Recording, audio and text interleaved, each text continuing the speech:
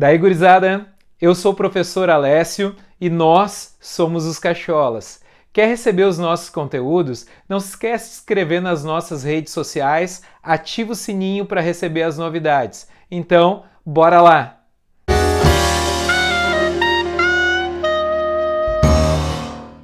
Daí, gurizada, tudo bem com vocês?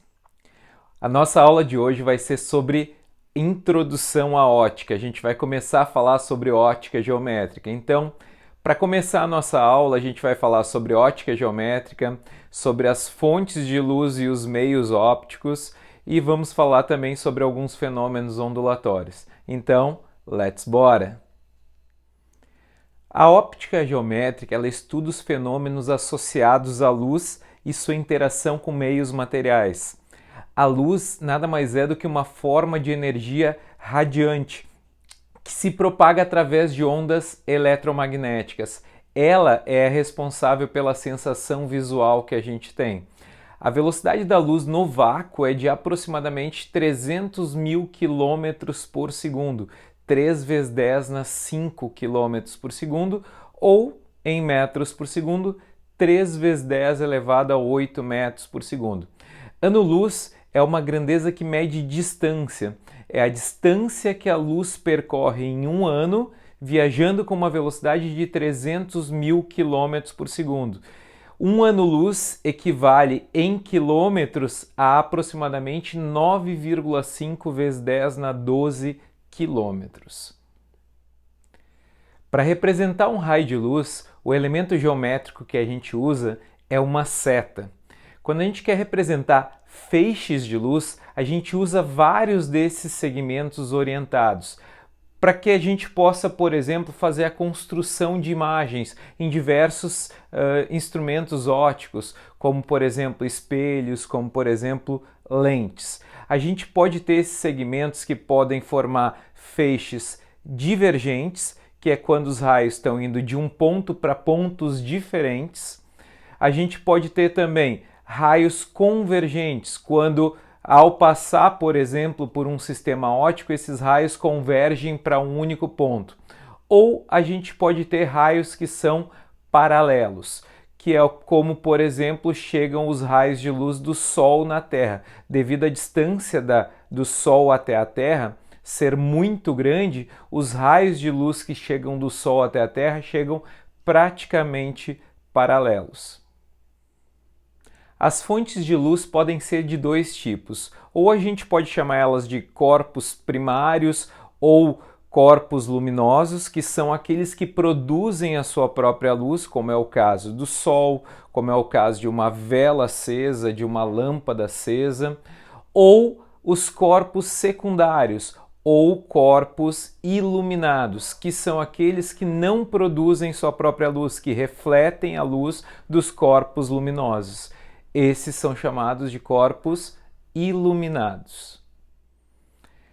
Em óptica, a gente pode classificar os meios ópticos de acordo com como a luz se propaga ou não através deles.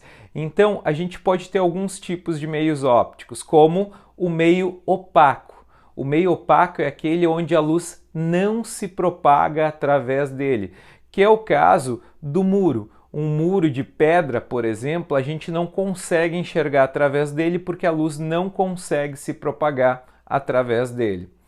Já os meios translúcidos são aqueles que até deixam a luz se propagar através deles, mas não mantêm o paralelismo desses raios, o que acaba com a nitidez da imagem. A gente não consegue formar uma imagem perfeita através desses meios, que é o caso, por exemplo, de um vidro fosco. Já os meios transparentes deixam a luz se propagar através deles. Então, a gente consegue visualizar um objeto perfeitamente com nitidez através de um meio transparente. É o caso, por exemplo, da água pura, do ar. Vamos falar então de alguns fenômenos ópticos. O primeiro, o fenômeno da reflexão da luz. Esse fenômeno é onde a luz está se propagando em um determinado meio, ela bate numa superfície de separação e retorna para o mesmo meio onde ela está se propagando. A reflexão da luz ela pode ser de dois tipos.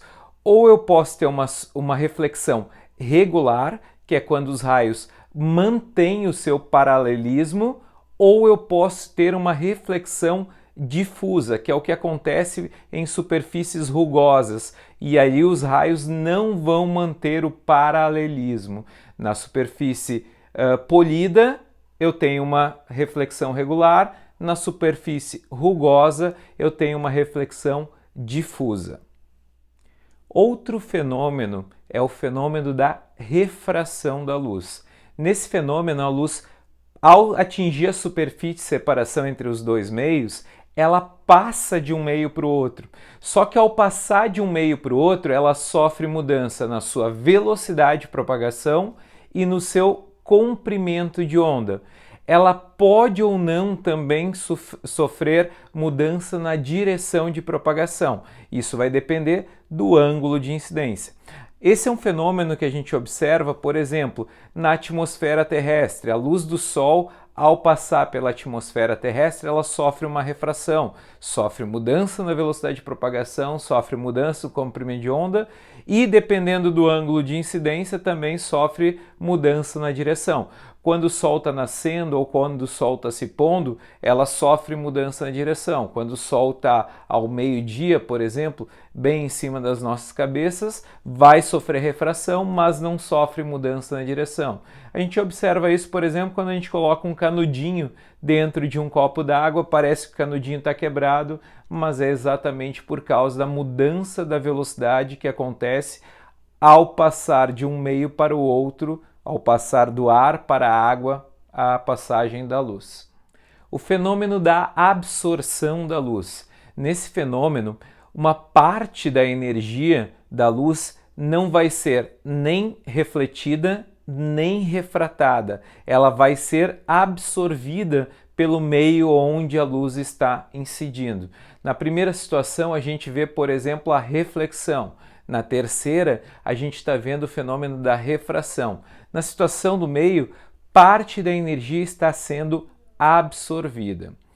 A gente pode ter alguns tipos de feixe de luz quando a gente fala sobre o número de cores que formam eles. Eu posso ter um feixe que é monocromático, que é formado por apenas uma cor, ou eu posso ter um feixe policromático, que é formado por várias cores. Na maioria das vezes a luz é composta, ela é formada por diversas cores. Nesse caso ela é chamada de policromática.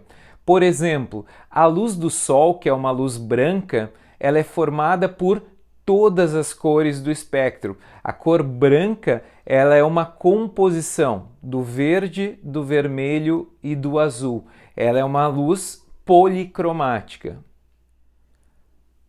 Nós só conseguimos enxergar a luz que chega até os nossos olhos. Então, se eu enxergo um objeto, por exemplo, de cor verde, eu estou enxergando ele verde porque ele está refletindo a luz verde. Se eu enxergo um objeto azul, é porque ele está refletindo a luz azul. A gente pode supor, por exemplo, que um objeto está sendo iluminado com luz branca, mas eu estou enxergando ele verde. É porque ele está refletindo a luz verde e absorvendo todas as outras cores que incidem sobre ele. As cores primárias da luz são o verde, o vermelho e o azul. É importante diferenciar que aqui a gente está falando das cores primárias da luz. Quando a gente fala de pigmentos, tintas, as cores primárias dos pigmentos são o amarelo, o vermelho e o azul. Quando a gente mistura todas as cores dos pigmentos, a gente vai ter a cor preta. Agora, das cores primárias da luz, que são o vermelho, o azul e o verde, quando a gente mistura todas essas cores, a gente vai obter a cor branca. Se eu incidir luz branca sobre um objeto que é vermelho, ele vai refletir a luz vermelha e vai absorver todas as outras cores que incidem sobre ele.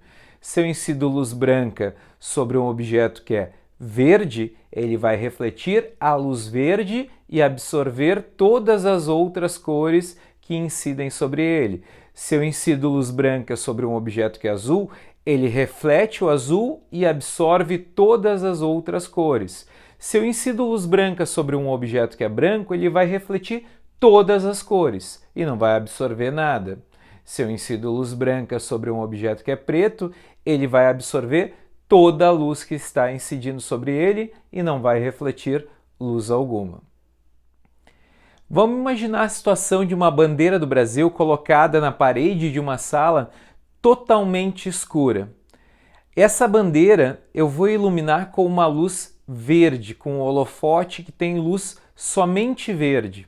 Quando eu ilumino essa bandeira com luz verde, a parte do retângulo da bandeira que é verde vai aparecer verde, porque ele vai estar refletindo a luz que está incidindo sobre ele. Eu vou conseguir, portanto, enxergar esse retângulo verde.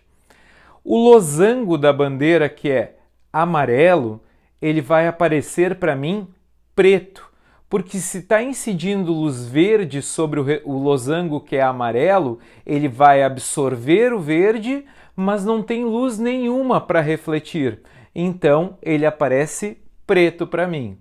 Já o círculo, que é azul, ele vai aparecer preto também. Por quê? Porque o azul só reflete luz azul. Se está incidindo luz verde, ele não vai refletir luz nenhuma, ele vai absorver o azul, portanto vai aparecer preto. Já a parte da faixa central e das estrelas que são brancas vão aparecer para mim verde, porque o branco reflete todas as cores, mas só está incidindo luz verde, então ele só pode refletir luz verde. Como eu só enxergo o que é refletido, eu vou enxergar tanto as estrelas quanto a faixa central como verde. E o escrito ordem e progresso, que também é verde, só vai refletir a luz verde, portanto eu vou enxergar verde. Ou, como vai estar em cima da faixa verde, provavelmente eu nem vai enxergar ou vai enxergar numa tonalidade um pouco diferente. Gostaram da nossa aula? Gostou? Deixa o like e acompanhe o nosso canal se inscrevendo nele. Até a próxima!